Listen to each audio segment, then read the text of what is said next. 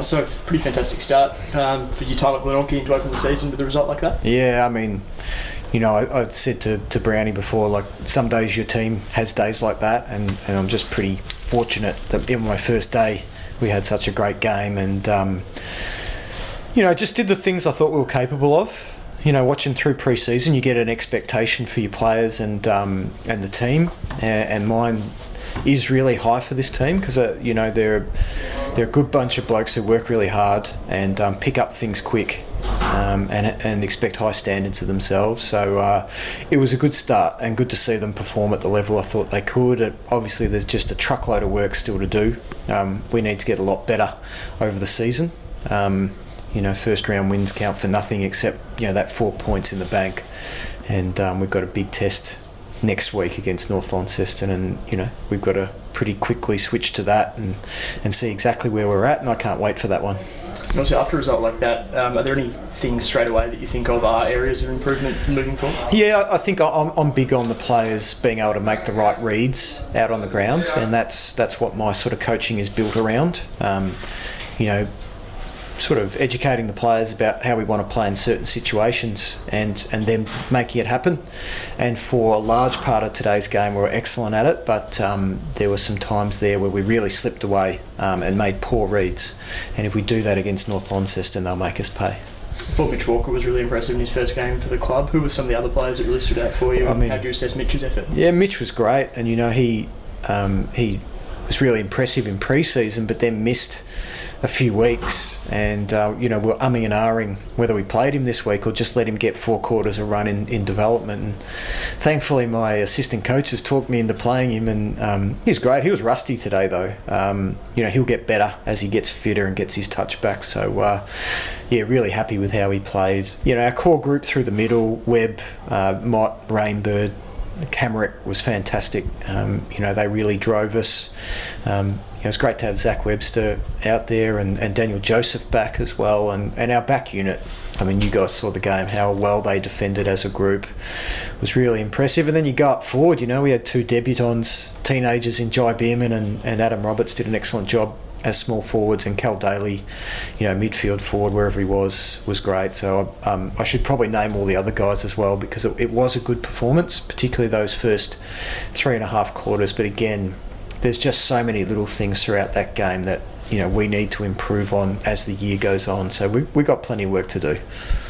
Any injuries from today at all? Or? No, touch wood. Nothing during the game, and hopefully everyone pulls up well. And be great next week to have two sides close to full fitness really going at each other, especially with the rivalry these two teams have. And do you think having obviously 2 grand finalists in the opening 2 rounds for you guys, it's a good yardstick, I suppose, as to how you're travelling early in the year? Yeah, it's great. When I saw the fixture, I was just delighted. It allows you to give some pretty instant feedback to your group about where they're at, and it'll be no different next week. North, Lonnie, coming out of the VFL system, I have no doubt they could slot in there, and while they wouldn't be world beaters at that standard, they could certainly give some teams a shake, and so it's a big test, and really looking forward to it.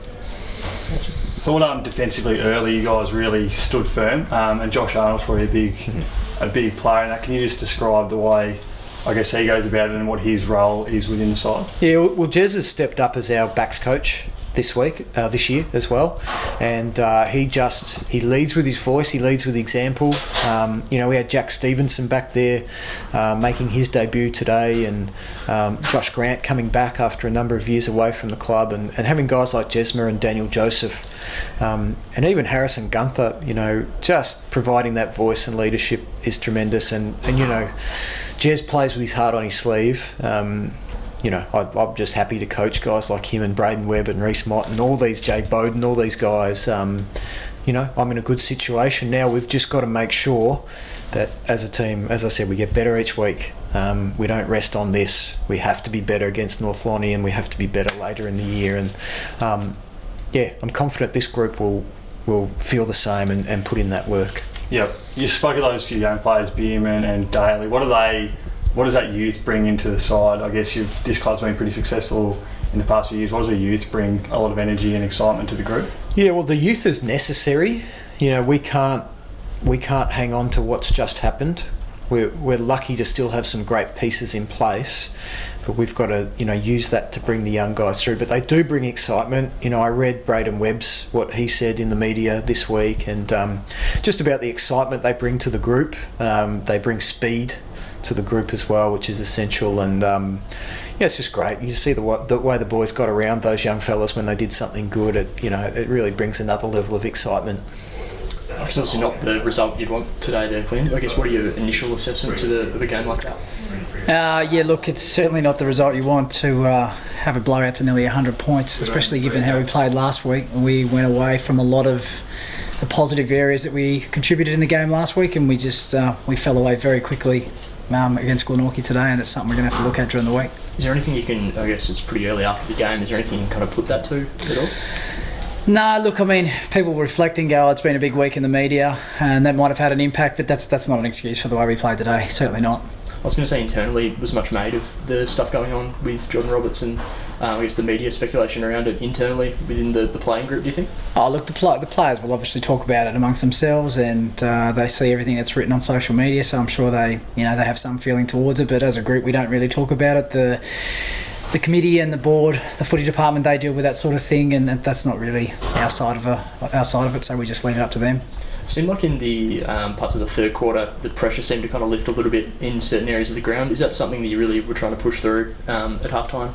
Look, that's something we try to push all the time, and I thought we actually started well in that area. We just didn't capitalise on our opportunities. I think we kicked 0-4 in the first quarter, and then Glenorchy went back up the other end and went bang, bang, bang, and that just scoreboard pressure is a massive thing in football, and we didn't capitalise on that early.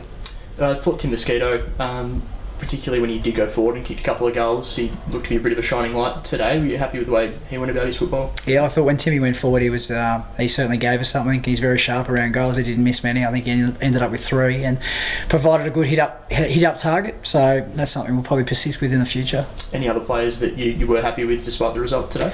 Yeah, look, we matched up Ray Hill on Jay Bowden down forward, and I thought Ray did quite a good job on him. Jay would have accumulated a lot of possessions over the day because he pushed up in the midfield as well, which hurt us. But Ray did a good job on him when he went forward, so that's 2 in a row. He was pretty good on Cox last week, and I thought Nick Raglione down back played quite well, took a couple of good intercept marks and projected the ball forward into our forward line. I think he finished with a goal as well, which was good. And obviously eager for the group to, I guess the cliche is to regroup ahead of next week. Is that something that you obviously... Yeah, 1 week at a time. Yeah, look, we'll do our review on Monday night, and it'll be pretty strong. We'll go through everything and highlight a lot of things that we did wrong, some things we did well. We just try and go back to the things we've done all summer. In the second week with what looked to be a pretty nasty injury with Scott Hill, any initial diagnosis of that? No, I'm not too sure exactly what he's done. It looked like dislocated kneecap, but I'm not too sure.